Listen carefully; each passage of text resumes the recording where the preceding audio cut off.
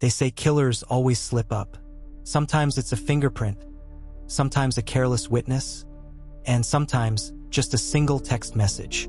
One night, detectives received a lead so bizarre, so out of place, that it changed the course of their investigation forever. It wasn't a confession. It wasn't an alibi. It was a chilling text that simply read, "Delete my search history." First, no one knew what it meant. But when investigators began digging, what they uncovered was more disturbing than anyone expected. Hidden behind that message was a trail of digital evidence, disturbing Google queries, and a pattern of late-night searches that revealed the mind of someone planning something unthinkable. But who sent the message? And why was it so urgent? The story begins in a quiet suburban neighborhood, a home where nothing seemed unusual, until police arrived to find the victim.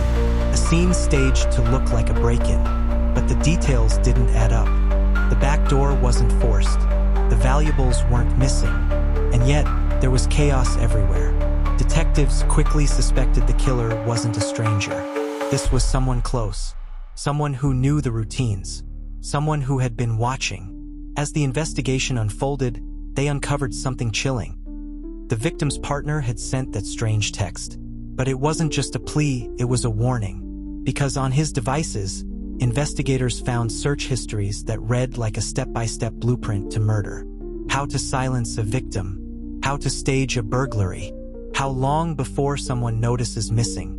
Each search was more disturbing than the last.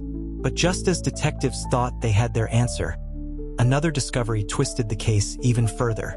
A second phone, a second account, and another trail of searches, leading investigators to wonder, was there more than one person involved?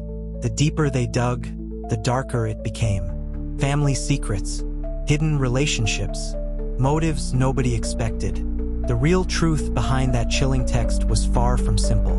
And by the time investigators reached the final piece of evidence, it wasn't just about search history anymore. It was about what the killer had planned next. This is the story of how one message, just 5 haunting words, exposed a digital trail of lies, manipulation, and a crime more terrifying than anyone imagined. But the real question remains: if the phone hadn't been found, would the killer still be walking free?